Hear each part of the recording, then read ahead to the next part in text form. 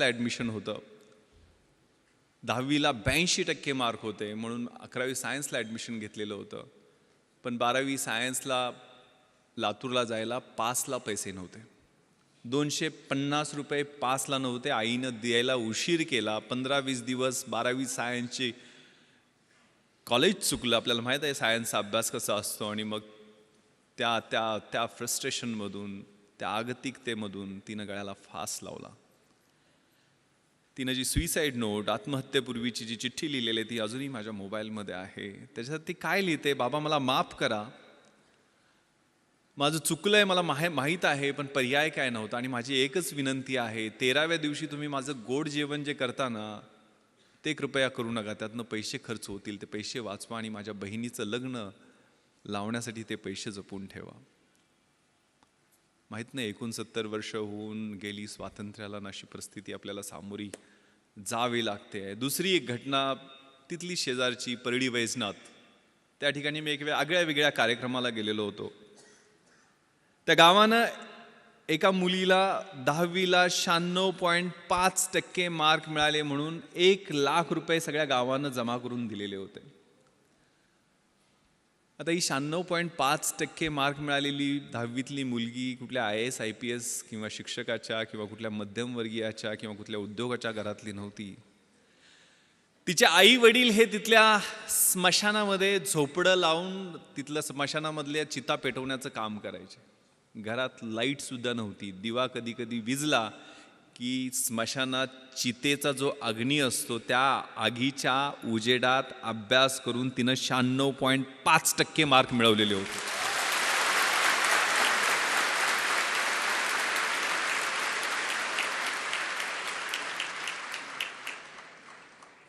तिच्या आईला हेही कळत नव्हतं की 96.5% म्हणजे किती असतात. ती तिला समजून सांगत होती की 90 वर 6 असतात आणि त्या 6 वर परत अजून अर्धा असतो म्हणजे 96.5%. ज्यावेळेला तिचा चेक तो 1 लाख रुपयाचा देऊन तिचा सत्कार केला, तिचे हात थरथरत होते. तिनं ज्यावेळेला उत्तर त्या सत्काराला भाषण देऊन केलं ते इतकं प्रतिम होतं. ती काय म्हणाली की साहेब मला बी हैदराबादला जायचं आहे, पण हैदराबादला मला त्या सैराटमधल्या परशा आणि आर्चीसारखं पळून जायचं नाहीये.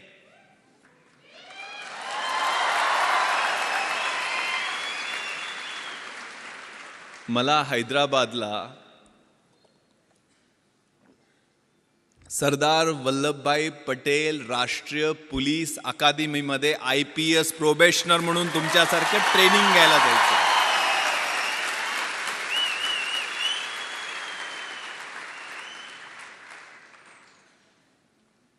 मला माझा भूतकाळ आठवला.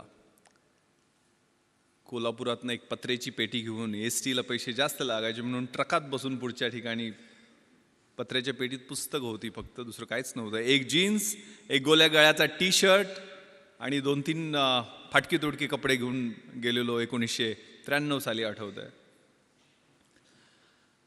मनामध्ये स्वप्न होती, मोठी स्वप्न होती. पण तिथं गेलो त्यावेळेला परिस्थिती वेगळी होती. राहायची कुठंच मुंबईत सोय होत नव्हती. SIC ही IAS IPS अधिकारी बनवणारी पंढरी जी आहे ती चर्चगेट आणि VTच्या मध्ये आहे की जिथं राहणं सर्वसामान्य माणसाला परवडतच नाही आहे. परंतु सुदैवानं आमदार निवास आहेत. तर कुलाब्याच्या समोर ते मॅजेस्टिक आमदार निवासमध्ये पेटी टाकली, पत्र्याची पेटी ठेवली. पण आपल्याला माहीत आहे सगळे कार्यकर्ते आमदार निवासमध्ये त्या कुलाबा कॉजवेवर काय काय खातात आणि संध्याकाळी कसले कसले वास सोडतात सांगू शकत नाही आहे. झोपच लागायची नाही. मग ते बाहेर पट्टे टाकून झोपण्याचा प्रयत्न केला, पण ढेकणं आणि पिसवा आणि मच्छर एवढे त्यांच्याशी स्पर्धा करत तिथं राहायला लागायचं.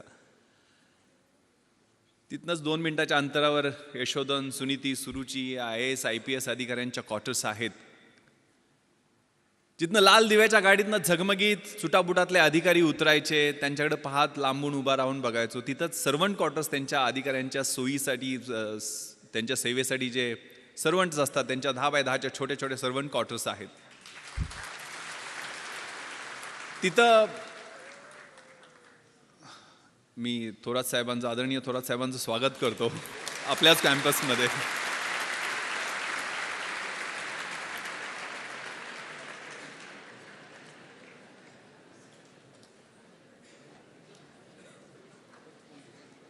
त्या 10x10च्या सर्वंट क्वार्टर्समध्ये सुद्धा त्यावेळेला राहायला सोय झाली नाही.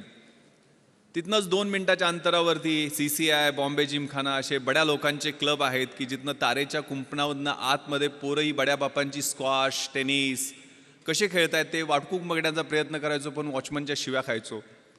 तिथनंच 2 मिनिटाच्या अंतरावरती मेट्रो नावाचं थिएटर आहे की जिथं मला आठवतं त्यावेळेला 1993-94ला शाहरुख खानचा कभी हा कभी ना हा सिनेमा रिलीज झालेला होता. आणि शाहरुख खानला बघण्यासाठी त्या बाउन्सरच्या शिव्या खात 2 तास उभा होतो.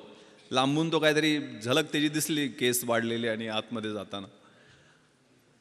2 मिनिटाच्या अंतरावरती ताजमहाल हॉटेल आहे की जिथं कधी स्वप्नही पाहिलं नाही की आपल्याला चहा प्यायला मिळू शकेल. कारण चहाची त्यावेळेची किंमत 25 रुपये असायची आणि खिशानं कधी 10 रुपयाच्या वर राईस प्लेट खाण्याची परवानगीच दिली नव्हती. संध्याकाळच्या वेळेला त्या समुद्रकिनाऱ्यावरती सूर्यास्त होताना डोळ्यातनं अश्रू गळायचे. आपल्याला हे जमेल का? एवढं मोठं स्वप्न, IAS IPS होण्याचं आपण घेऊन मुंबईला आलेलो आहे का? इथंच कुठंतरी त्या भिलाई रोडवरच्या कामगारांच्या रूममध्ये सगळे नातेवाईक तिथं झोपायचे. एकानंतर एकाला एका बाजूला असे सगळे ओळीनं झोपलेले दिसायचे. तिथं झोपायला आणि काहीतरी काम करायला लागेल आयुष्यभरासाठी. फ्रस्ट्रेशन होतं, आगतिकता होत्या, मनात शंका होत्या, आत खूप सारे संघर्ष होते. पण एक खूप छान सुरेश भटांची कविता आहे. विझलो जरी आज मी हा माझा अंत नाही, पेटेन पुन्हा नव्याने हे सामर्थ्य नाशवंत नाही.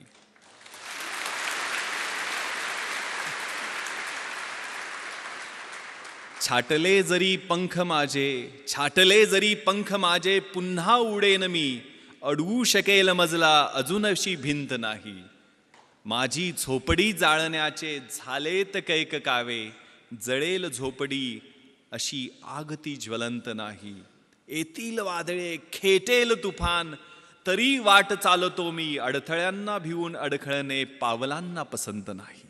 ती मनामध्ये ऊर्जा होती, ते स्वप्न होतं. मग त्यातनं एक जिद्द निर्माण झाली आणि 2 वर्ष 1995 आणि 96 2 वर्ष पेकाट मोडेतोपर्यंत आणि बुडाला फोड येतोपर्यंत अभ्यास केला आणि परिस्थितीनं U-टर्न घेतला. परिस्थिती पालटली. IPS मध्ये निवड झाली. मुंबईत डेप्टी कमिशनर ऑफ पोलीस म्हणून नेमणूक झाली. ज्या ठिकाणी 10x10च्या सर्वंट क्वार्टरमध्ये झोपायला जागा शोधत होतो त्याच ठिकाणी 2200 स्क्वेअर फीटचा आलिशान फ्लॅट मरीन ड्राईव्हवरती शासनानं राहायला दिला.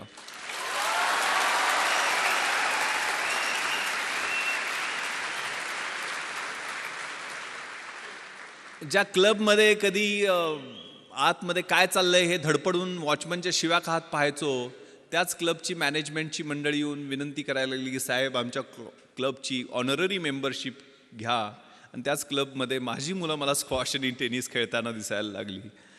ज्या थिएटरमध्ये धडपडून फिल्मस्टार बघायला प्रयत्न करायचो 2011ला पश्चिम मुंबईचा म्हणजे बँड्रापासून जुहूपर्यंतचा जो एलिट बॉलिवूडचा एरिया आहे त्या एरियाचा ॲडिशनल पोलीस कमिशनर झालो आणि तेच फिल्मस्टार 2-2 दिवस माझी अपॉइंटमेंट घेऊन भेटायला वाट पाहायला लागले.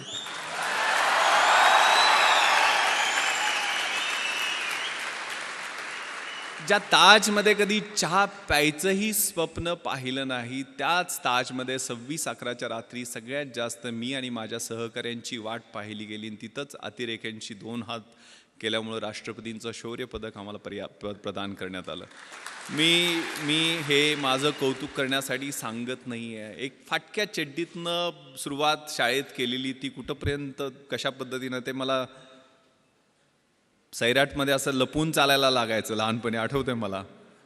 तर ती परिस्थिती कशी बदलू शकते त्यासाठी मनगटात किलिंग इन्स्टिंक्ट, लाथ मारीन तिथं पाणी काढीन ही जिद्द, हे तुमचं वय आहे. त्या वयामध्ये तुम्ही आहात, क्रुशियल वयामध्ये आहात आणि ते मग साकार करण्यासाठी काय मी एकटाच नव्हतो. मी माझ्या गावातनं एकटा नव्हतो. आमच्या गावातनं ज्यावेळेला मुंबईसारख्या 1.5 कोटी लोकसंख्येच्या शहरातनं एकही मुलगा IAS IPS आणि IFS मध्ये नव्हता, त्यावेळेला कोकरूडमधनं आमच्या छोट्याशा गावातनं आम्ही 3 जण IAS IPS आणि IFS मध्ये सिलेक्ट झालेलो होतो. आनंद पाटील जो आता जॉईंट सेक्रेटरी आहे गव्हर्नमेंट ऑफ इंडियामध्ये, विलासराव देशमुख साहेबांकडे तो जवळजवळ 5 वर्ष PS म्हणून दिल्लीला त्यानं काम पाहिलेलं आहे. तामिळनाडू काडरमध्ये त्याची नेमणूक झाली. तो IAS मध्ये सिलेक्ट झाला. मी IPS मध्ये आता पश्चिम महाराष्ट्राचा IG म्हणून काम करतोय. 2 वर्षापूर्वी मी अमेरिकेला पोस्ट ब्लास्ट इन्व्हेस्टिगेशनचं ट्रेनिंग तिथल्या गव्हर्नमेंट ऑफ USAने आम्हाला बोलवलेलं होतं, ज्यांनी 26-11 मध्ये चांगलं काम केलं. त्या ठिकाणी ट्रेनिंगला गेलो. त्यावेळेला न्यूयॉर्कला गेलेलो होतो. आपल्याला माहिती आहे सगळ्यात मोठं हे न्यूयॉर्क शहर आणि त्यातला सगळ्यात पॉश एरिया मॅनहॅटन. आणि मॅनहॅटनमध्ये सगळ्यात पॉश भाग म्हणजे टाइम्स स्क्वेअर. आणि टाइम्स स्क्वेअरला लागून 27व्या स्ट्रीटवरती इंडियन एम्बॅसीचं ऑफिस आहे. आणि तिथं मी त्या एम्बॅसीच्या ऑफिसमध्ये गेलो. त्यावेळेला 450-500 स्क्वेअर फीटच्या आलिशान ऑफिसमध्ये एक शेतकऱ्याचं पोरगं फर्स्ट सेक्रेटरी म्हणून त्या ऑफिसमध्ये बसलेला होता, सुगंध चौगले.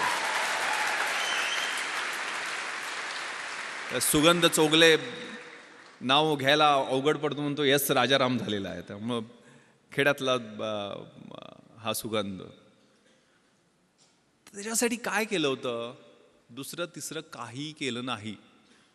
एकच नाव समोर ठेवलं आणि एकच मंत्र म्हणत होतो, शिवाजी, शिवाजी आणि शिवाजी.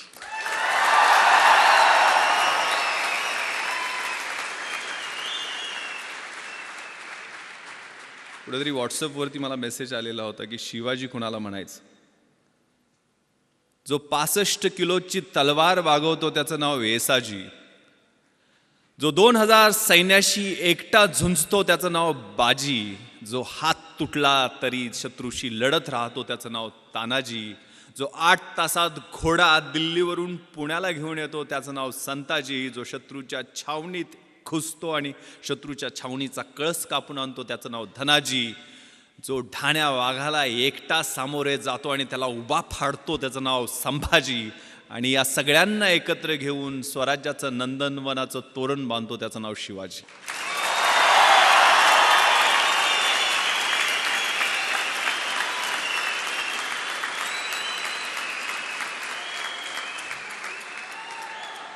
सोळाव्या वर्षी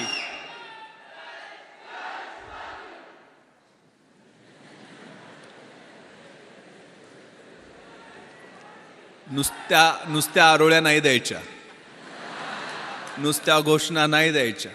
आतमधनं कणाकणामध्ये अगणित सूर्य शिवाजी नावाचे तयार झाले. तर ऑटोमॅटिक हा देश महासत्ता जो काही डॉक्टर APJ अब्दुल कलाम सरांच्या नावानं राजवर्धननी काहीतरी एक स्पर्धा परीक्षा केंद्र बनवण्याचं ठरवलेलं आहे. त्यांच्या प्रॉपर्टीची list doctor APJ Abdul Kalam सरांच्या वाचत होतो मी. काय जाताना घेऊन गेले? ज्यांनी आम्हाला स्वप्न पाहायला शिकवलं. मंजिले उन्हीं को मिलती है जिनके सपनों में जान होती है. यूं ही पंख होने से कुछ नहीं होता, हौसलों से उड़ान होती है. तो हौसला, ती जिद्द, ती इच्छाशक्ती. त्या कलाम सरांच्या प्रॉपर्टीच्या लिस्टमध्ये होतं. त्यांच्याकडे काय होतं? 3 ट्राउझर्स, 6 शर्ट, 2 सूट, म्हणजे सूट कोट घालायचे, 2500 पुस्तकं, एक फ्लॅट होता तो पण त्यांनी सायंटिस्टच्या ज्या कम्युनिटी आहेत त्यांना डोनेट केलेला होता. TV नाही, फ्रीज नाही, वॉशिंग मशीन नाही, काही नाही आहे. परंतु 125 कोटी भारतीयांचं प्रेम आणि मन जिंकून ते निघून गेलेलं होतं.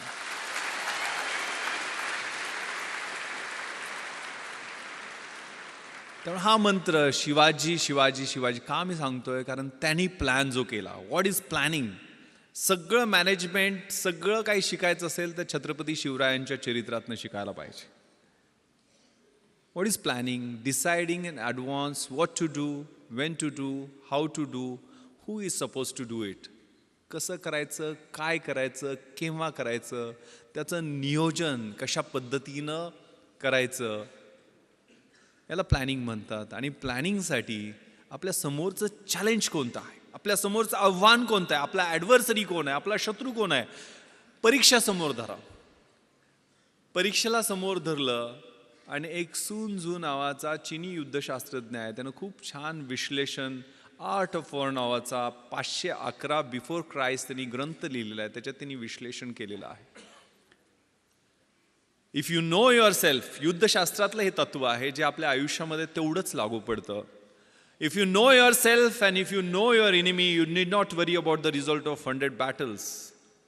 तुम्हाला स्वतःबद्दल पूर्ण माहिती असेल आणि शत्रूबद्दल पूर्ण माहिती असेल तर 100च्या 100 युद्धामध्ये तुमचा विजय निश्चित आहे. पण माहिती कशा पद्धतीचं विश्लेषण, स्वॉट प्रिन्सिपल आपण वाचलेलं असतं. Strength, weaknesses, opportunities and threats. आपली बलस्थानं कोणती आहेत, आपली दुर्बल स्थानं कोणती आहेत, आपल्या समोरच्या संधी कोणत्या आहेत आणि आपल्या समोरचे धोके कोणते आहेत याचं योग्य विश्लेषण स्वतःचं आणि शत्रूचं, म्हणजे परीक्षा असेल तर परीक्षेचं. सिलेबस कसा आहे, प्रश्नपत्रिका कशा येणार आहेत, गेल्या 10 वर्षातल्या कशा आहेत, पुढच्या कशा येऊ शकतील, सिलेबसमध्ये व्हॉट टू डू आणि व्हॉट नॉट टू डू हे कशा पद्धतीनं करायचं ते तुम्ही ठरवता का, त्याच्यावर काम करता का, नियोजन करता का, आणि त्याच्यानंतर स्मार्ट पद्धतीने. What is smart? Specific, measurable, attainable, realistic and time bound. स्मार्टचं full form आहे. तशा पद्धतीनं तुम्ही अभ्यासाचं नियोजन करता का, आणि मग तो स्मार्ट अभ्यास असेल तर तुम्हाला यश मिळण्याचं गुणोत्तर अधिक चांगलं होत जातं. If you know yourself and if you do not know about your enemy, after every victory gain you will suffer a defeat. जर तुम्हाला स्वतःबद्दल माहिती असेल पूर्णपणे, मात्र शत्रूबद्दल माहिती नसेल तर एका विजयानंतर तुम्हाला एक पराभव पचवावाच लागेल. जर तुम्हाला स्वतःबद्दलही माहिती नसेल आणि शत्रूबद्दलही माहिती नसेल तर you will suffer a defeat in every other battle. जर स्वतःबद्दल पण माहिती नसेल आणि शत्रूबद्दल माहिती नसेल तर आपल्याला मार खायला लागणार हे निश्चित आहे. त्यामुळे हे विश्लेषण आपल्यातल्या पॉझिटिव्ह, निगेटिव्ह, डिस्ट्रक्टिव्ह सगळ्या गोष्टींचं विश्लेषण व्यवस्थित करून आपल्याला मार्गक्रमण करायचं. And this time is very very important. More you sweat during peace, less you bleed during war. हे युद्धशास्त्रातलं दुसरं महत्त्वाचं तत्व आहे की शांततेच्या काळात जास्त घाम काढला तर युद्धाच्या काळामध्ये कमी रक्त सांडावं लागतं. तुमच्या हा कॉलेजचा काळ आहे, तो रचनात्मक काळ आहे. तुम्हाला कुणीही अडवलेलं नाही अभ्यास करायला, आणि अभ्यास करून कुणाच्या अंगाला भोकं पडलेत किंवा कोण मेलाय असं मी काय ऐकलेलं नाही आहे. त्यामुळे आई वडील आपले खूप खस्ता खाऊन आपल्याला इकडं अभ्यासासाठी पाठवतात. कारण माझ्या वडिलांनी अर्धा एकर शेती विकलेली होती, मला सांगितलं पण नाही. कधीही त्यांनी मला एक पोस्टकार्ड लिहायचे. पोस्टकार्डवर त्यांची सही मोडीतली सही आहे. जुने पैलवान होते ते, 4थी शिकलेले. आईचं शिक्षण तर झालेलं नाही आहे, पण लिहिता वाचता तिनं नंतर शिकली थोडंफार वाचायला. पण वडील मी दिल्लीला ज्यावेळेला UPSCची तयारी करायला इंटरव्ह्यूच्या वेळेला होतो, मुंबईमध्ये असायचो, त्यावेळेला पोस्टकार्ड लिहायचे. त्यांनी कधी टेन्शन देणाऱ्या गोष्टी लिहिल्या नाहीत, पण व्यवस्थित चाललंय आमची काही काळजी करू नको, तुला पैसे किती पाहिजेत, कसे पाठवून देऊ, जेवायला व्यवस्थित मिळतं का, वगैरे वगैरे विचारपूस करून शेवटी मात्र न चुकता एक ओळ ते लिहायचे. मला गावाकडे प्रेमानं भावड्या म्हणतात. भावड्या, माझे डोळे मिटायच्या आधी तुला लाल दिव्याच्या गाडीतनं आलेलं मला पाहायचं आहे.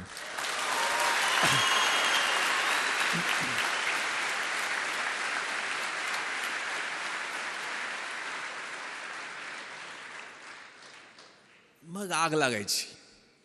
कुठं कशी लागायची माहीत नाही, तर किडा पेटायचा. आपल्या त्या निरक्षर असो, अडाणी असो, पैलवान असो, पण माझ्या त्या बापाचं स्वप्न पूर्ण करण्यासाठी मी अभ्यास करणार. आणि मग तिथं कॉम्प्रोमाइज नाही.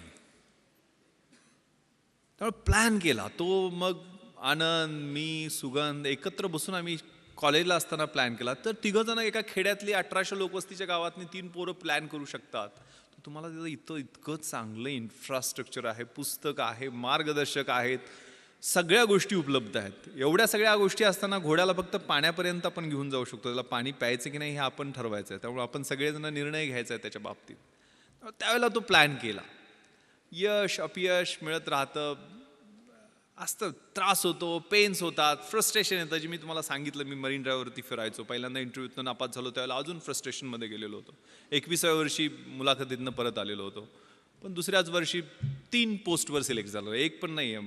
मी पहिल्यांदा MPSCतनं सेल्स टॅक्स इन्स्पेक्टर झालो, नंतर डेप्युटी कलेक्टर झालो आणि IPS UPSCच्या एक्झाममधनं झालो. म्हणजे 12 परीक्षा मी सलग पास होत गेलो. 1996ला 1997ला ट्रेनिंगला गेलो. आता 20 वर्ष सर्व्हिसमध्ये होत आहेत. आता 43व्या वर्षी स्पेशल IGP म्हणून काम करतो. त्या कशा पद्धतीनं पास होत गेलो. त्याचं नियोजन कसं होतं, ते काय ऑटोमॅटिक आलं का लक बाय चान्स होता, किंवा आमच्या तिघांचं यश एकत्र कसं काय मिळालं? तर याला एक ट्रॅप होता. When you are planning to fail when you are failing to plan you are planning to fail असं म्हटलं जातं. तुम्ही नियोजन करणं हे परत परत रिपीट करतो की तुम्हाला काय करायचं आहे ते आत्ता ठरवा. म्हणजे IAS IPS ह्यात पूर्ण मिळून 150 पोस्ट असतात, IAS IPS आणि IFS सगळ्यात मिळून साधारण 900-950 पोस्ट वेगवेगळ्या 26 अलाइड सर्व्हिसेसमधल्या धरल्या तरी असतात. त्या काय सगळी मिळून येणार नाही आहेत. पण तुम्हाला ज्या क्षेत्रामध्ये जायचं आहे त्याच्यात कशा पद्धतीनं गोल्स आहेत, त्याला कशा पद्धतीनं तयारी करावी लागेल. पुस्तकं मिळणं प्रॉब्लेम होता. कशी मिळवणार पुस्तकं? तर मी मोठ्या म्हणजे पश्चिम महाराष्ट्रात मी युद्ध पातळीवर प्रयत्न करून यावेळेला 33,000 गणपती मंडळांना DJ आणि डॉल्बी लावू दिले नाहीत. 100% आम्ही यश मिळवलं की डॉल्बी पूर्ण बंद गणपती मंडळ. कारण मी गणपतीच्या आशीर्वादानं IPS मध्ये सिलेक्शन झालं माझं. त्याचं रिझन मी सांगतो. गणपती मंडळात पैसे, मग आम्ही शेतकऱ्याच्या पोरांना पैसे कुठून मिळणार? इथल्यासारख्या चांगल्या कॉलेजमध्ये किंवा इन्फ्रास्ट्रक्चर असणाऱ्या कॉलेज, राजाराम कॉलेजमध्ये होतो, गव्हर्मेंट कॉलेज होतं, तिथं काय सिव्हिल सर्व्हिसेसची पुस्तकं तुम्हाला घरी मिळतील अशी परिस्थिती नव्हती. मग आम्ही मित्र बसलो, मग काय करायचं? यावेळेला गणपती मंडळात डॉल्बी आणायचं नाही, नटी नाचवायची नाही. दरवेळेला ती नटी नाचवण्यावर भांडणं आमच्या गावात व्हायची. मग कोल्हापूर भाग आहे ना, इकडे काय परिस्थिती वेगळी नाही आहे. मी नेवाशाला वगैरे जाऊन आलेलो आहे, सगळा परिसर पाहिलेला आहे तुमचा.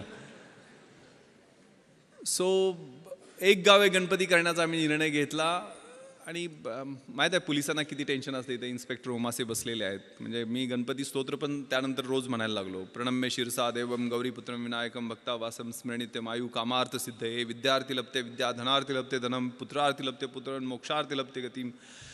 म्हणजे ज्या देवाच्या पूजनाने प्रत्येक शुभ कार्याची सुरुवात होते, जो विद्यार्थ्याला विद्या देतो, धन पाहिजे त्याला धन देतो, अपत्य पाहिजे त्याला अपत्य देतो, मोक्ष पाहिजे त्याला मोक्ष देतो, तो गणपती बाप्पा आम्हा पोलिसांना मात्र भरपूर टेन्शन देतो. कारण त्याच्याकडे असणारं अटेन्शन. मग ते अटेन्शन आम्ही बदललं. गावातनं पैसे जमा केले आणि व्याख्यानमाला घेतली. त्यावेळेला निर्मल कुमार फडकुले, शिवाजीराव भोसले असे व्याख्याते आणून सुद्धा आमचे 44,000 रुपये शिल्लक राहिले. कारण सहकार चळवळ आमच्या भागात ही चांगल्या पद्धतीनं रुजलेली आहे. सगळ्या कारखान्यांनी सूतगिरण्यांनी चांगली मदत दिली होती.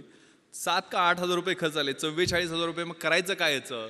तर गाववाल्यांनी वेगवेगळे प्रस्ताव दिले. कुणी म्हटलं तालीम बांधूयात, कुणी व्यायामशाळा करूयात, कुणी म्हटलं ॲम्ब्युलन्स गावात आणूया, त्याच्यासाठी अजून पैसे जमा करू. पण आम्ही प्रस्ताव दिला की हे पुस्तकासाठी पैसे आम्हाला द्या. आम्हाला काही कथा, कादंबऱ्या, नाटकं, कविता असली पुस्तकं नको. तर आम्हाला MPSC, UPSC, bank recruitment, railway recruitment, army recruitment याच्यासाठी लागणारी स्पर्धा परीक्षेची पुस्तकं पाहिजे. ते वाघिणीचं दूध आम्हाला द्या, आम्ही तुम्हाला रिझल्ट दाखवू. गाववाल्यांनी नाही होय करत पुस्तक आणायला परवानगी दिली. 44,000 रुपये आम्हाला पुस्तकासाठी मिळाले. मी आणि माझे मित्र ती लिस्ट घेऊन पुण्याला गेलो. पुण्यामध्ये जेवढी जमतील तेवढी. त्यावेळेला NCERTची पुस्तकं कुठं मिळतात हे पण माहीत नव्हतं. NCERTची पुस्तक विमाननगरला कुठल्या तरी एका सेंट्रल स्कूलच्या तिथल्या लायब्ररीमध्ये मिळतात म्हटल्यानंतर तिथनं आम्ही जाऊन पुस्तकं आणली. म्हणजे हनुमान जशी संजीवनीसाठी अख्खा डोंगर घेऊन आलेला होता, तशी जेवढी मिळतील तेवढी NCERTच्या पुस्तकात ठराविकच लागतात पुस्तकं. या परीक्षेसाठी व्हॉट नॉट टू डू हे खूप महत्त्वाचं असतं. ते नियोजन, कॉमन सेन्स, परीक्षेची तयारी. म्हणजे हे UPSCसाठी मी बोलत असलो तरी तुम्ही ह्या रेग्युलर गोष्टी तुमच्या रोजच्या जीवनामध्ये सवयी लावून घ्या. कारण अभ्यासाची शैली माझ्या अंगभूत मी करण्याचा प्रयत्न केला होता. मी मोटरसायकलचा नंबर दिसला तरी त्या 786 असेल तर 786 झाली.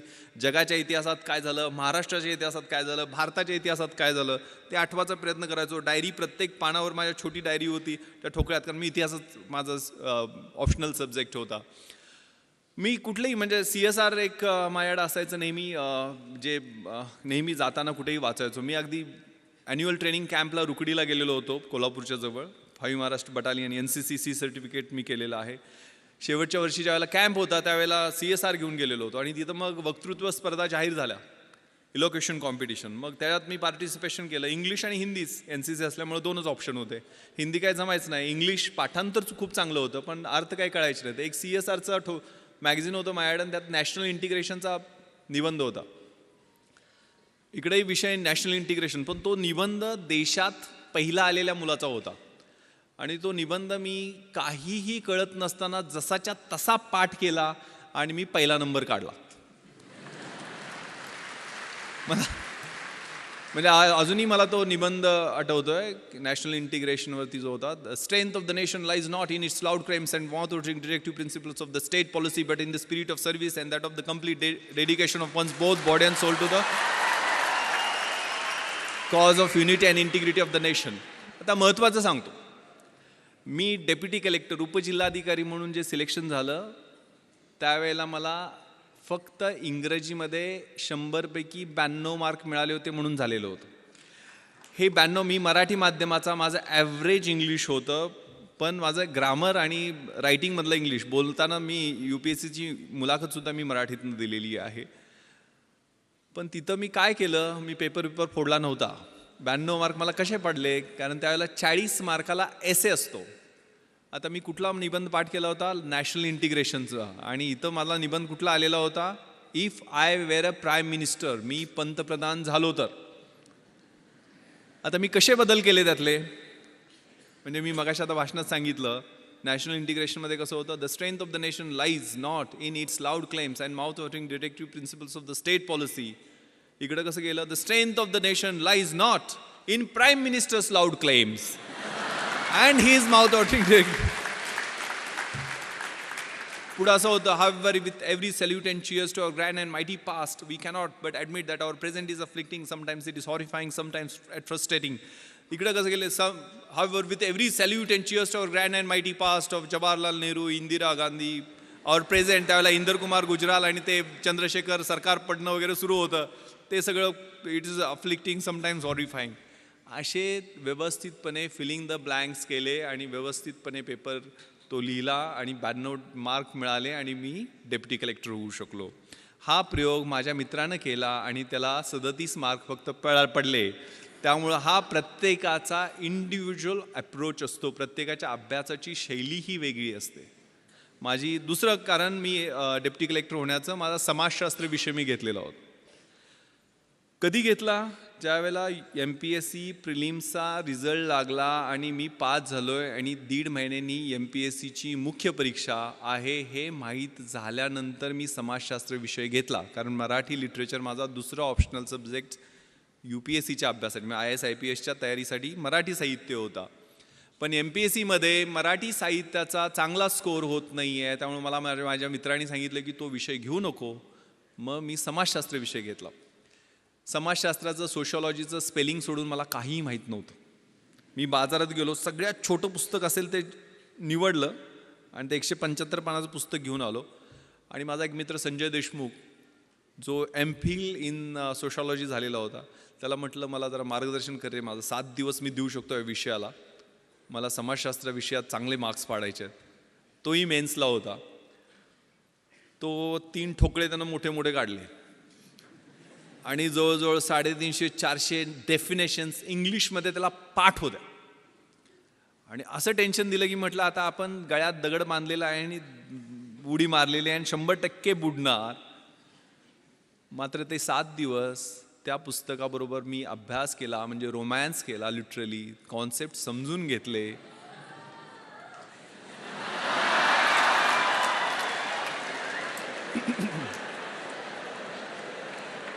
ते पुस्तक आहे 3 इडियट्समध्ये तो पाठवतो तसं नव्हतं.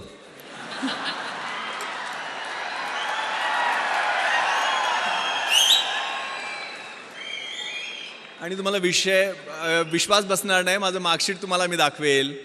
ज्यावेळेला रिझल्ट लागला, जो MPhil इन सोशॉलॉजी होता संजय देशमुख, त्या माझ्या मित्राला 200 पैकी 80 मार्क पडले, म्हणजे 40% मार्क मिळाले. त्या ठिकाणी 8 दिवस रोमॅन्स करून, 8 दिवसच अभ्यास करून मला 200 पैकी 160 म्हणजे 80% मार्क मिळाले.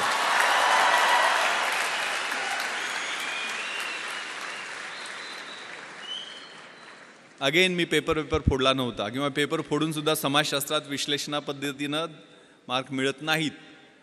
काय केलं मी, कॉमन सेन्स. रोजच्या जीवनशैलीमध्ये आपलं जे निरीक्षण असतं, आपलं ऑब्झर्वेशन असतं, ते खूप महत्त्वाचं आहे. प्रश्न काय होता समाजशास्त्रात? बलुतेदारी सिस्टमबद्दल प्रश्न होता. तर बलुतेदारी सिस्टम मला पुस्तकात वाचायची गरज काय आहे? माझा खेड्यात जन्म झाला आहे, ते 12 बलुतेदार, 18 बलुतेदार, तो शेतकरी, त्यांच्यात असणारी बार्टर सिस्टम, रोजचं ऑब्झर्वेशन आहे. आणि माझ्या विश्लेषणात्मक पद्धतीने मी इंडिपेंडंट त्याचं ॲनालिसिस केलं, कुठलंही बॅकग्राऊंड नसताना. कारण या परीक्षा म्हणजे तुमच्यातल्या ऑफिसर लाईक क्वालिटीज या पाहत असतात, चेक करत असतात.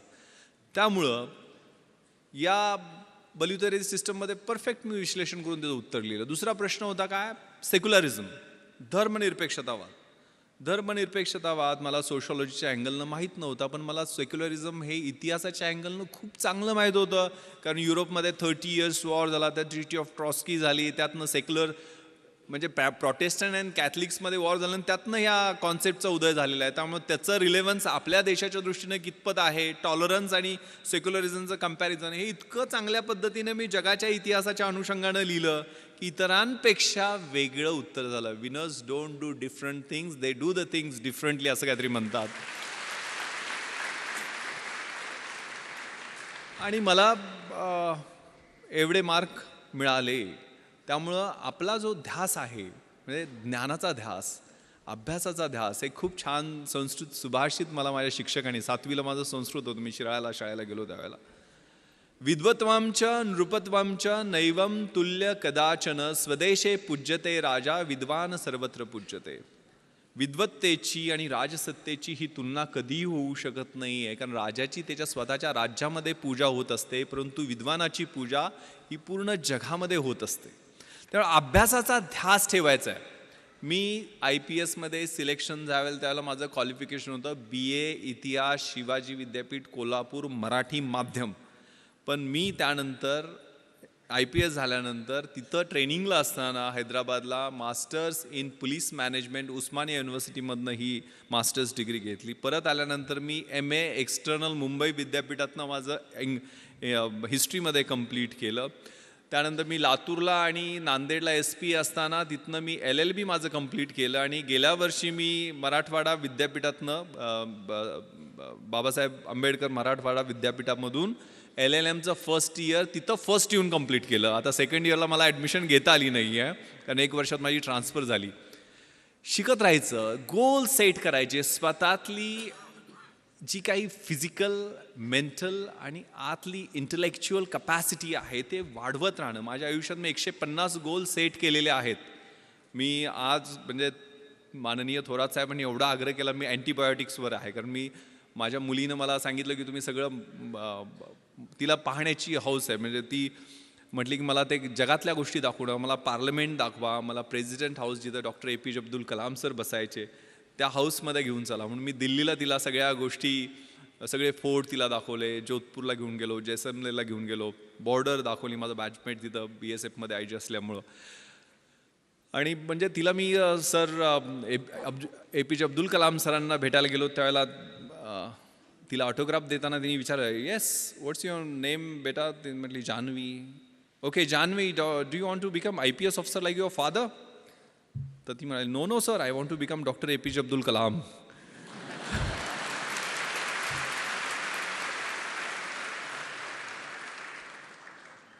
इथं सावित्रीच्या लेखी सगळ्या आहेत. म्हणजे ते मला दंगल सगळ्यांनी पाहिला ना? Yes, that's fighting spirit, that should be there. त्यामुळे हे सगळं जे आहे ना, आणि इकडं सगळे शिवाजीचे मावळे असं काहीतरी म्हटले ना,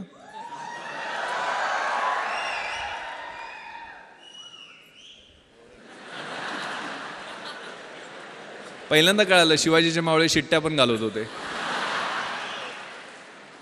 हे खूप छान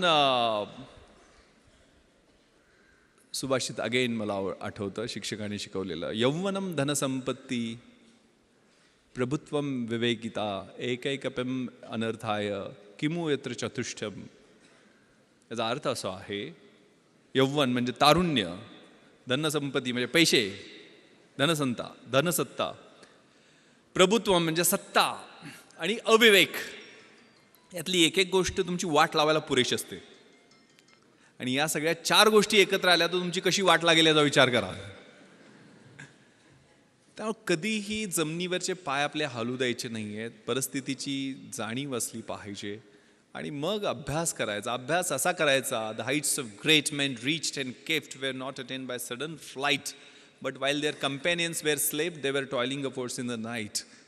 जी उंची मोठी माणसं गाठतात ती थोरात साहेबांनी ज्यावेळेला 1978ला सुरुवात केली होती त्यावेळेला काय 100-150 सुद्धा विद्यार्थी नव्हते. आज 10,000 विद्यार्थी या कॅम्पसमध्ये आहेत. त्यावेळेला त्यांनी कष्ट केलेलं असतं, ते विजन असतं समोर, एक दूरदृष्टी असते आणि त्या दृष्टीनं त्यांनी पाऊल एक एक पाऊल टाकत पुढे गेलेले असतात. त्यावेळेला जर नियोजन अगेन मी चार्ज घेतलं. माझं नियोजन म्हणजे काय असतं थोडक्यात सांगतो. मी 11 जुलैला कोल्हापूर रेंजचा चार्ज घेतला. मी रोज आता IG झालो आहे म्हटल्यावर मी पहिल्यासारखं 24 तास काम करणार नाही आहे ठरवलं. आता SP-ना मी कामाला लावेल, मग मी रोज 10 तास काम करेल. मग 10 तास मी रोज काम केलं तर किती कामाचे दिवस माझे 31 मार्चपर्यंत होतात.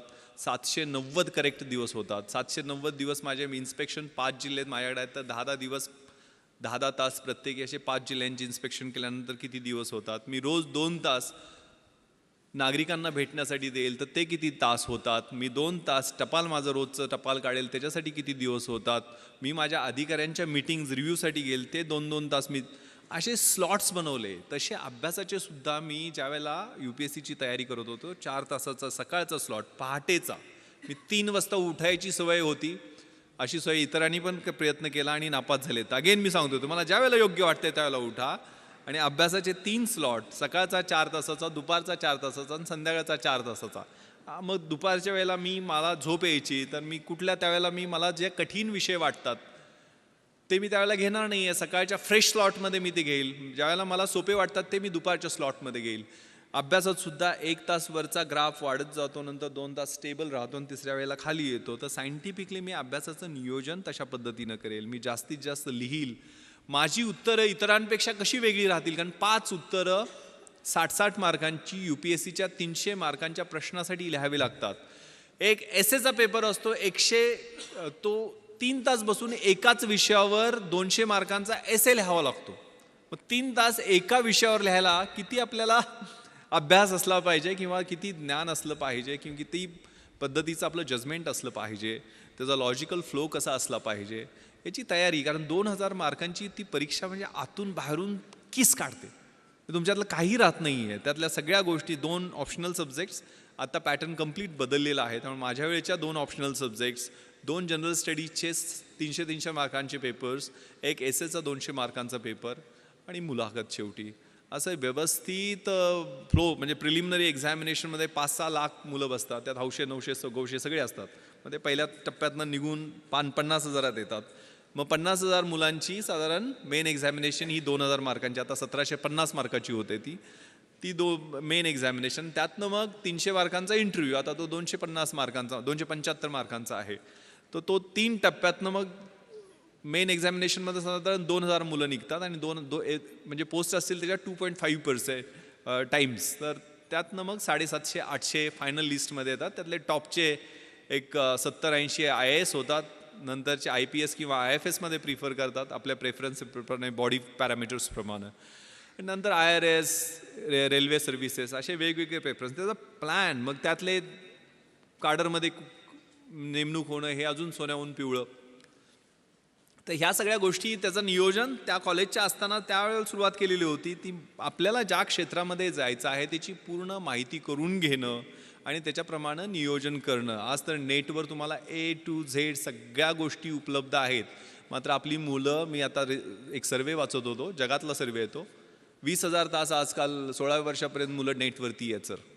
त्या 20,000 तासामध्ये ते साधारण 15,000 मर्डर, 12,000 रेप आणि ॲप्रॉक्सिमेटली 1,00,000 पोर्नोग्राफी क्लिप पाहत आहेत.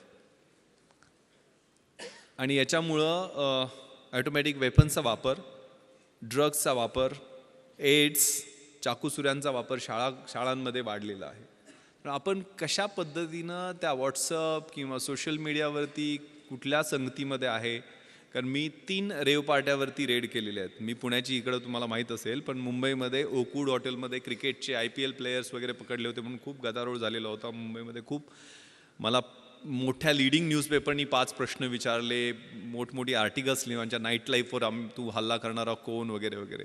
पण ज्यावेळेला यांचे ब्लड आणि युरिन रिपोर्ट्स आले, त्यातल्या 98% मुलामुलींच्या ब्लड युरिन्समध्ये अफीम, चरस, गांजा, कोकेन असे नाही, फ्लनिट्रेप्झेम सारखे, म्हणजे त्याला नायट्राईट बेस्ड ड्रग्ज म्हणतात, ज्याला डेट रेप म्हणतात, जे पबमध्ये गेल्यानंतर एक ड्रॉप थम्सअपच्या एखाद्या बाटलीमध्ये मिक्स केला आणि तो एखाद्या मुलीला दिला तर तिची मेमरी ब्लर होते. एक संडे नावाचा सिनेमा आलेला होता, Sunday is missing from the life of that girl, किंवा फॅशनमध्ये हा प्रकार दाखलेला होता. म्हणजे डेट रेप, डेटवर घेऊन जायचं आणि रेप करायचं, सकाळपर्यंत तिचं आयुष्य उद्ध्वस्त झालेलं असतं.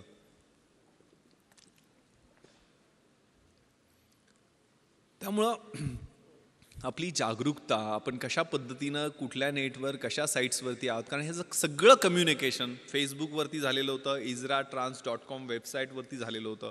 इंटरनेटचं जे वर्ल्ड आहे ते खूप धोकादायक आहे. त्याच्यावर आपण सावध राहिलं पाहिजे, जपून असलं पाहिजे. आपले फोटो लोड करताना, विशेष करून लहान मुलांचे फोटो लोड करताना, मुलींचे फोटो लोड करताना आपण त्याच्या बाबतीत सावधानता बाळगली पाहिजे. यातल्या एक मुलगी माझ्या मित्राची होती, म्हणजे मी पार्टीमध्ये पकडलेली. नंतर मग कारवाई तर मी कायदेशीर सगळी केली, कुणाला काय सोडलं नाही आहे. आणि त्यानंतर मित्र माझ्याकडे तिला काउन्सिलिंगसाठी घेऊन आलेला होता. आणि तिला मी विचारलं, एक 18-19 वर्षाची मुलगी होती, की काय करते बेटा तू हे, why do you do this, म्हणजे काय त्यातनं तुला, म्हणजे sir uncle I can't leave without it. मिलियनेर बापाची मुलगी, पण ती म्हणते की मी ह्याच्याशिवाय जगू शकत नाही आहे. म्हणजे आयुष्यामध्ये धागडधिंगा, पब, डिस्कोमध्ये ड्रग्ज घेऊन नाचणं एवढंच आयुष्य आहे का? आयुष्याच्या स्टेजेस असतात.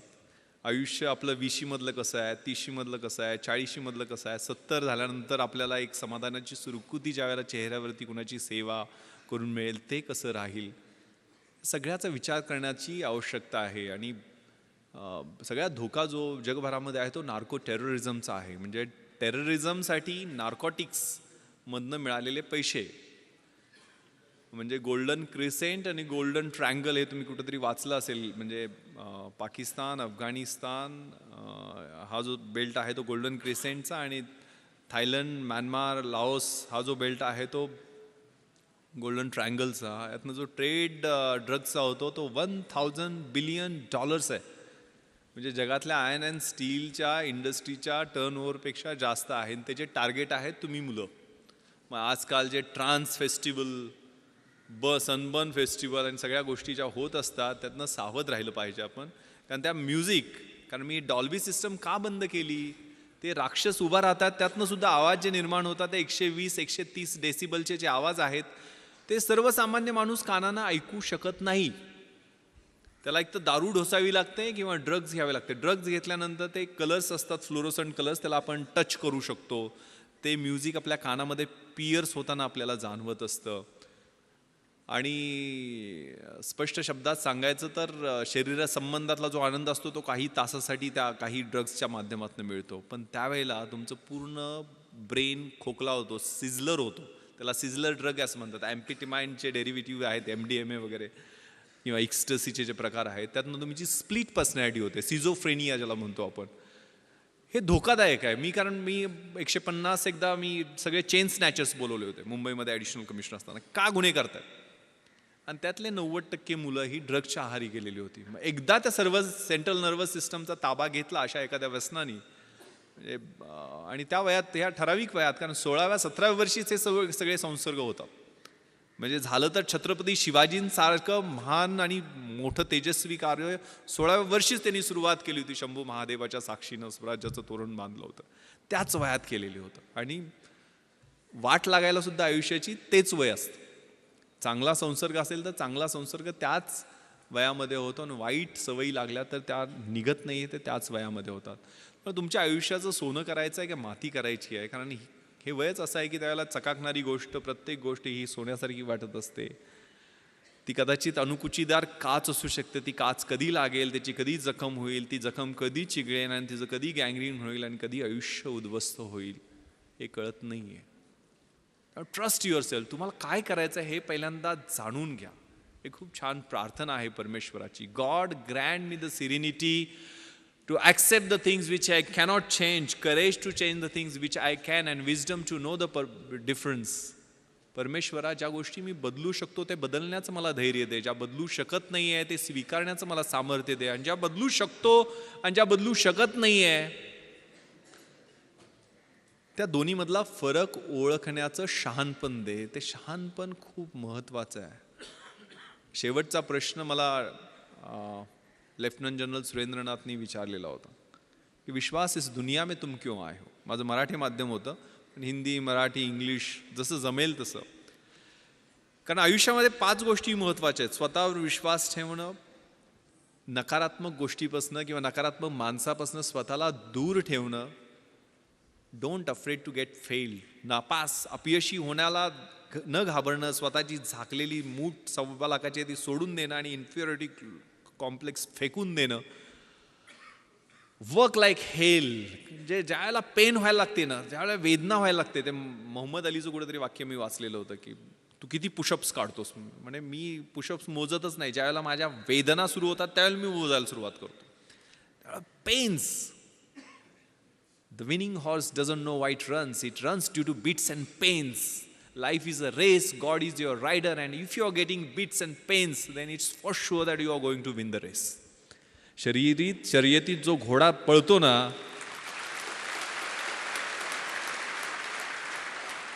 त्याला माहीत नसते तो का पळतोय. त्याला जे चटके, फटके, चापकाचे ओरखाडे मिळत असतात त्यामुळे तो पळत असतो. आणि जीवन ही अशीच एक शर्यत आहे. परमेश्वर हा तुमचा रायडर आहे, आणि जर तुम्हाला ते चटके आणि फटके मिळत असतील तर परमेश्वराची इच्छा आहे की तुम्ही ती शर्यत जिंकावी. तेव्हा ते चटके फटके मिळत आहेत का, तेव्हा आयुष्य प्लेन नाही आहे. Work like hell and give something back to the society. Last, very important. आपण कशासाठी आहे, काय आहे आणि आपण काय द्यायचं. जगातली 3 सगळ्यात सुंदर क्रियापद आहेत. To love, to help and to serve. प्रेम करणं, मदत करणं आणि सेवा करणं. ज्या ज्या वेळेला शक्य आहे त्या गोष्टीसाठी आपण तडफडून पुढे गेलं पाहिजे. त्यातनं जे समाधान मिळतं ते आपल्या सेल्फिश मोटिव्ह किंवा मटेरियलिस्टिक किंवा भौतिक गोष्टीमधनं मिळत नाही. मी जी मुलाखतीत मला शेवटचा प्रश्न विचारला होता की विश्वास इस दुनिया में क्यों आए, गोंधळून टाकणारा प्रश्न होता. UPSCचे त्यावेळेचे चेअरमन त्यांनी हा प्रश्न विचारलेला होता. मी तर स्वतःचं कर्तृत्व नाही, आई वडील मला घेऊन आले दुनियेमध्ये. पण मी त्यावेळेला त्यांना एक कविता मला आवडते सर, कदाचित ती माझ्या आयुष्याचं उद्दिष्ट मी ठरू शकेल, आणि ती कविता मी नेहमी म्हणून दाखवतो. Very meaningful poem, the poem of La Mancha. युद्धातल्या सैनिकाची ती कविता आहे. To dream the impossible dream, जे अशक्य आहे ते स्वप्न मला पाहायचं आहे. टू फाईट द अनबीटेबल फो, ज्याचा कोणी पराभव करू शकत नाही त्याला जाऊन मला हरवायचं आहे. To run where the brave dare not to go, ज्या ठिकाणी कुणी जाण्याचं धाडस करत नाही तिथे जाऊन मला धावायचं आहे. To try when your arms are too weary, माझे हात, पाय, बाहू, शरीर सगळं थकून गेलंय, त्यावेळेला मला तो एव्हरेस्ट समोर दिसतोय. तो एव्हरेस्ट गाठण्यासाठी मला एक एक पाऊल पुढे टाकायचं आहे. To reach that unreachable star, this is my quest to follow that star, no matter how hopeless, no matter how far. To fight for the right without questions, without pause, to be willing to march into the hell for heavenly cause. मला सत्यासाठी संघर्ष करायचा आहे, त्यावेळेला कोणताही प्रश्न विचारायचा नाही, कोणताही थांबा घ्यायचा नाही आहे. माझी नरकात जायचीही तयारी आहे, मात्र त्यासाठी असणारं कारण स्वर्गीय असलं पाहिजे.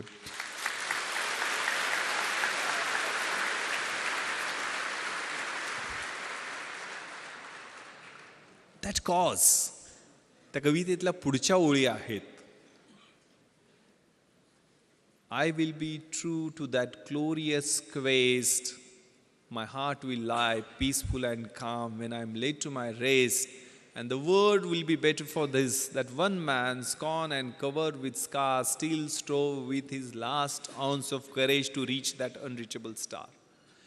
तो युद्धातला सैनिक ज्यावेळेला त्याच्या अंगावर जखमा असतील, त्या भळभळणाऱ्या जखमाबरोबर घेऊन त्या स्टारच्या, त्या ताऱ्याच्या दिशेनं तो ज्यावेळेला जाईल, त्या हौतात्म्याच्या दिशेनं तो जाईल, त्यावेळेला जग सगळं म्हणेल की येस, हा शेवटपर्यंत लढत राहिला, हा शेवटपर्यंत लढत राहिला, देशासाठी लढत राहिला, समाजासाठी लढत राहिला. कारण डिग्निटी,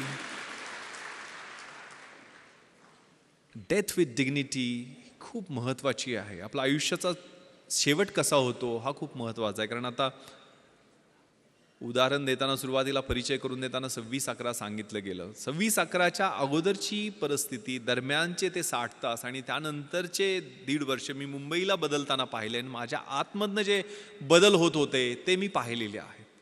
माझी पत्नी बऱ्याचदा विचारते की तुम्ही एक ग्लॉक पिस्टल घेऊन बुलेट प्रूफ जॅकेट नसताना, कारण ते ऑड युद्ध होतं. कारण मी आणि माझा बॉडीगार्ड सुरुवातीला आम्ही दोघंच घुसलेलो होतो.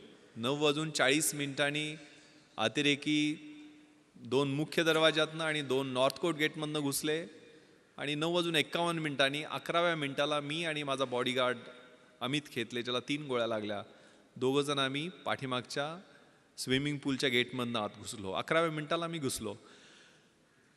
ज्या वेळेला खाली स्विमिंग पूलच्या एरियामध्ये 7-8 परकीय नागरिकांचे मृतदेह रक्ताच्या थारोळ्यात होते, त्यावेळेला खात्री होती की आपलाही इथंच एंड आहे, हीच आपली समाधी आहे. आतमध्ये 100% आपण जिवंत राहणार आहे, पण मारायचं किंवा मरायचं एवढंच ध्येय त्यावेळेला समोर होतं. त्यामुळे हात थरथरले नाहीत.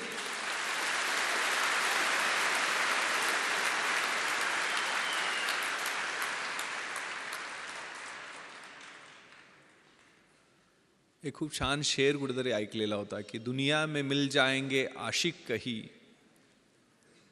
मगर वतन जैसा खूबसूरत सनम नहीं होगा.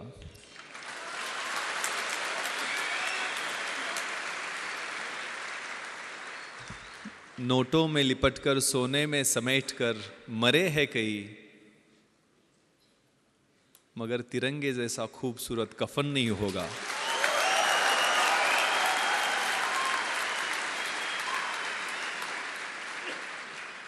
Yes, that death with dignity, ते देशासाठी असणारं मरण ते प्रत्येकाच्या भाग्यात नसते ना. कुठेतरी हार्ट अटॅकनं मरेल, ॲक्सिडेंट मरेल, कुठेतरी काहीतरी मरेल. दॅट अट्रॅक्ट्स, त्याचं आकर्षण वाटायला लागतं. ती स्पर्धा करताना वेगळी मजा असते. कारण ज्यावेळेला आतमध्ये क्रिस्टल हॉलच्या बाहेर 3 पाठमोरे अतिरेकी, म्हणजे त्यांच्याकडं प्रत्येकाकडं एक AK-47, 6 डबल मॅगझिन, म्हणजे एका मॅगझिनमध्ये 30 गोळ्या असतात, 550-650 AK-47चे राऊंड, एक ॲडिशनल पिस्टल, त्याचे 60 ते 100 राऊंड, 25 ग्रेनेड प्रत्येकाकडे. एक ग्रेनेड ब्लास्ट केला तर 25 मीटरच्या परिघातला माणूस मेला तरी पाहिजे किंवा जखमी झाला पाहिजे. आणि प्लॅस्टिकच्या बॅगमध्ये 8 किलोचा RDXचा बॉम्ब, म्हणजे आपण जो पाहिला डोममध्ये, प्रत्येकाकडे एक. आणि असे 4 होते आणि आम्ही 2 जण होतो. माझ्याकडे ग्लॉक पिस्टल होती, जी कम्पॅरेटिव्हली चांगलं वेपन आहे. 18 गोळ्यांचे 2 मॅगझिन्स ग्लॉक पिस्टलमध्ये असतात आणि माझ्या बॉडीगार्डकडे साधी पिस्टल होती. म्हणजे तरी पण आम्ही एकदा ट्रिगर ओढला तर आमची एकच गोळी बाहेर पडणार आणि त्यांनी एकदा ट्रिगर ओढला तर 30 गोळ्या बाहेर पडणार, असा तो फरक होता. पण ज्यावेळेला क्रिस्टल हॉलच्या मध्ये लग्न सुरू होतं आणि त्याच्या बाहेर हे 3 पाठमोरी अतिरेकी सुनील कुडियादी, तिथला सिक्युरिटी चीफनं दाखवले आणि तिथं फ्रॅक्शन ऑफ सेकंड न गवतात बॅटल कॉकपिटिशनवर त्यांच्यावरती आम्ही फायरिंग करू शकलो, की ज्यात एक जखमी झाला आणि तिथनं ते पळाले, म्हणून तिथल्या हॉलमधल्या लग्नात अडकलेल्या लोकांचे जीव वाचले. ते क्रुशियल होतं. त्यावेळेला तो बाहेर गोंधळ अडकलो असतो, मला कोणी प्रश्न विचारले नसते, कारण माझ्या बुलेट प्रूफ जॅकेट नव्हतं, ॲडिशनल मॅन पॉवर येण्याची वाट पाहणं स्वाभाविक होतं. ज्या आतमधनं जो कॉल होता, कॉल फॉर द ड्युटी, कारण पहिल्यांदा ह्या फायरिंग नंतर 11:07 एकही राऊंड फायर झालेलं नाही. म्हणजे 1 तास 5 मिनिटं एकही राऊंड ताजमध्ये फायर झालेलं नाही. आम्ही सगळे मजले चेक केले. साऊथ विंगचे ताजचं विभाजन हे नॉर्थ विंग आणि साऊथ विंगमध्ये, जुन्या ताजमध्ये, जे काय महाभारत झालं ते जुन्या ताजमध्येच झालं. तर नॉर्थ विंगमध्ये ते पळून गेले आणि आम्ही साऊथ विंग चेक करून खाली आलो. 11:07 मात्र 2 ग्रेनेड ब्लास्ट त्यांनी केली, ज्यात शँडिलियर तुटून खाली आलं. आणि गेटवरती मी गेलो तर 2 मिसरूडनं फुटलेली 2 पोरं माझ्यासमोर अजून आली मदतीसाठी. SRPतले हे जवान समाधान मोरे आणि राहुल शिंदे. राहुल 21 वर्षाचा जवान शहीद झाला 2:45च्या गोळीबारामध्ये. यांच्याकडे तर 303 रायफली होत्या, 30-30 राऊंड होते. पण त्यांनाही ना आम्हाला, आमच्या छोट्याशा टीमला जाणीव करून दिली की देशासाठी मारायची किंवा मरायची अशी परत संधी येणार नाही आहे. परत आम्ही नॉर्थ विंगमध्ये घुसलो. परत 6व्या मजला लिफ्टनं घातला. तो पूर्ण चेक करून खाली आल्यानंतर लक्षात आलं की आपण CCTV रूममध्ये जाऊ. मग CCTV रूममधनं फायरिंग 2-3 राऊंड केल्यानंतर ते अतिरेकी 630 आणि 631 रूममधून बाहेर आले. याची माहिती त्यावेळेचे commissioner of police Hasan Ghafoor आणि जॉईंट कमिशनर मारिया साहेबांना दिली. आणि दोघांनी सांगितले की जोपर्यंत नेव्हल कमांडोज पोचत नाही तोपर्यंत थोपवून ठेवते, ऑन द वे आहेत. आणि त्यावेळेला उत्तर दिलं मी CPंना की सर, आम्ही जीव गेला तोपर्यंत आम्ही इथनं त्यांना खाली येऊ देणार नाही. 2:45 वाजेपर्यंत ती धुमश्चक्री आमची चालू राहिली. ज्या ज्या वेळेला ते खाली येण्याचा प्रयत्न करायचे, CCTV कंट्रोलमध्ये आम्हाला ते त्यांना कळायचं नाही की आम्हाला कसं काय कळतंय. आम्ही बाहेर जाऊन त्यांच्यावर दोन चार राऊंड फायर करायचो. 2:45ला मात्र त्यांनी आमचं लोकेशन ओळखलं. पूर्ण ताज जे आहे ते लाकडी नक्षीकाम केलेलं सुंदर वास्तू असणारं हॉटेल, मोठे मोठे महागडे पेंटिंग्स. दुसऱ्या मजल्यावर त्यांनी ग्रेनेड ब्लास्ट 4थ्या मजल्यावरनं केले, कारण 2:45ला त्यांनी मोठा बॉम्ब डोममध्ये ब्लास्ट केला, ज्याच्यात आग आणि ज्वाळा तुम्हाला दिसायला TV वर पाहिले असतील तुम्ही. ग्रेनेड ब्लास्टमुळं पूर्ण मजला पेटला आणि आमच्या रूममध्ये आग आणि धूर दोन्ही यायला सुरुवात झाली. आता इथं जळून मरण्यापेक्षा बाहेर लढून मरू म्हणून आम्ही लाईन फॉर्मेशनमध्ये निघायला सुरुवात केली. वरून AK-47चा बस्ट त्याने आमच्या लाईन फॉर्मेशन केला. आमची लाईन तुटली, आमच्या गोळ्या कमी पडल्या. माझ्या बॉडीगार्डला 3 गोळ्या लागल्या, 2 पायामध्ये आणि 1 पोटाला चाटून गेलेली गोळी राहुलच्या पोटात लागली आणि राहुल त्या ठिकाणी धारातीर्थी पडला. मला आठवतंय मी 2 दिवसानंतर ज्यावेळेला राहुलचा शहीद झालेला देह आणायला गेलेलो होतो, त्यावेळेला रिगर मॉर्टिसनं शरीर ताट झालेलं होतं, युनिफॉर्म जळालेला होता, पण डोळे उघडे होते. खांद्यावरती रायफलचा बट होता, ट्रिगर गार्डमध्ये उंगली होती आणि संगीन वरच्या दिशेनं थेट रोखलेलं होतं आणि डोळे जणू बोलत होते की सर तुमच्या शब्दाला जागलो की नाही. एक 55 वर्षाचे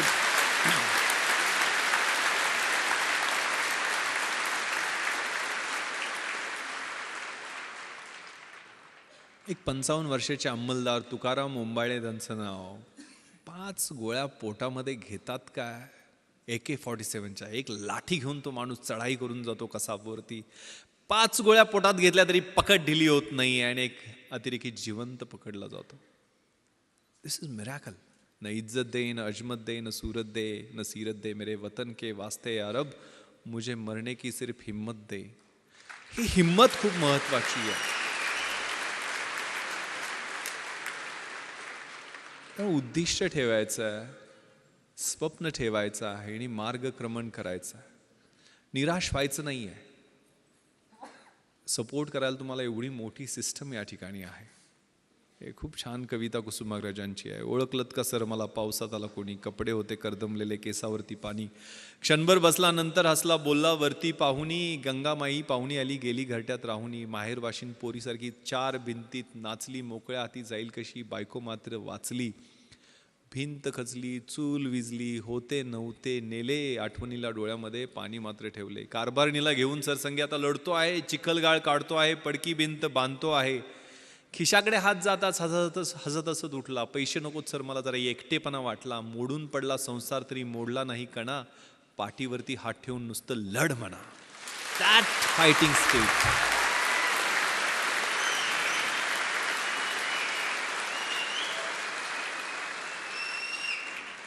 that is the fighting spirit जे तुमच्या वयामध्ये छोट्या मोठ्या आव्हानांना, छोट्या मोठ्या अडचणींना, छोट्या छोट्या आक्रमणांना घाबरायचं नाही आहे.